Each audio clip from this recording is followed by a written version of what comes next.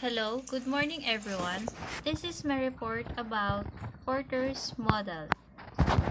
Porter's model identifies five key competitive forces that managers need to consider when analyzing the industry environment and formulating competitive strategy. Porter's model have two basic types of competitive advantage combined with the scope of activities for which a firm seeks to achieve them. Lead three generic strategies for achieving above average performance in an industry: cost leadership, differentiation, and focus. And this is the five Porter's model: threat of entry, power of suppliers, power of buyers, threat of substitutes, and lastly, rivalry among existing competitors. These five forces have to identify where power lies in a business situation. This is useful both in understanding the strength of an organization, current competitive position, and the strength of a position that an organization may move into. And this is the first model, the threat of entry. The threat of entry describes the risk the potential competitors will enter the industry. Potential new entry depresses industry profit potential in two major ways. The two major ways: first, with the threat of additional capacity coming into an industry, incumbent firms may lower prices to make entry appear less attractive to the potential new competitors, which would in turn reduce the overall industry's profit potential, especially in industries with slow or no overall growth in demand. The second one, the threat of entry may be additional competitors may force incumbent firms to spend more to satisfy their existing customers. Larger investments in value creation further reduce an industry's profit potential if prices cannot be raised. Entry barriers, which are advantages for inconvenient firms, are obstacles that determine how easily a firm can enter an industry. Incumbent firms can benefit from several important sources of entry barriers.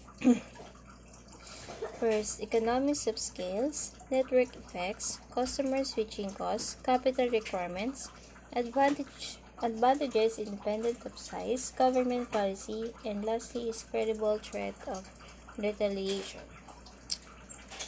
Economic scales are cost advantages that accrue for firms with larger output because they can spread fixed costs over more units, can employ technology more efficiently, can benefit from a more specialized division of labor, and can demand better terms from their suppliers. This is the example of external economies of scales. External economies of scales is the associated advantage outside the firm but within the same industry. It is associated with an increase in the industry. In this, cost per unit depends on the size of the industry and not on the firm. Network effects. The threat of potential entry is reduced when network effects are present.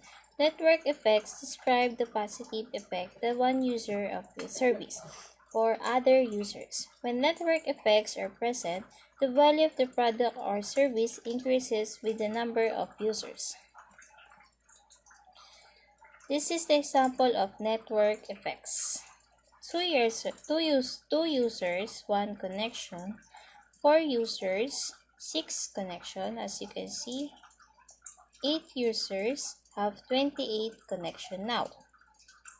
This is the illustration of network effects.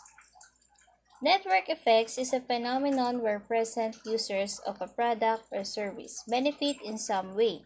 When the product or service is adopted by additional users, this effect is created by many users when value is added to their use of the product.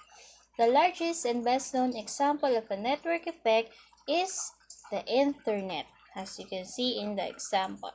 The internet, as we know, is a network of networks where people connect to each other. Next is customer switching costs. Customer switching costs are incurred by moving from one supplier to another. Changing vendors may require the buyer to alter product specification, retrain employees, and or modify existing processes. Switching costs are therefore one-time sunk costs, which can be quite significant and a formidable barrier to entry.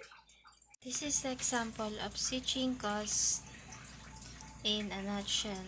As you can see in the picture, that is the example of switching costs.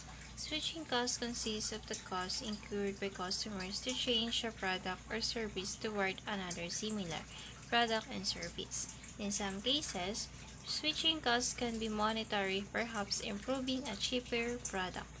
But in many other cases, those are based on the effort and perception that it takes to move from a brand to another.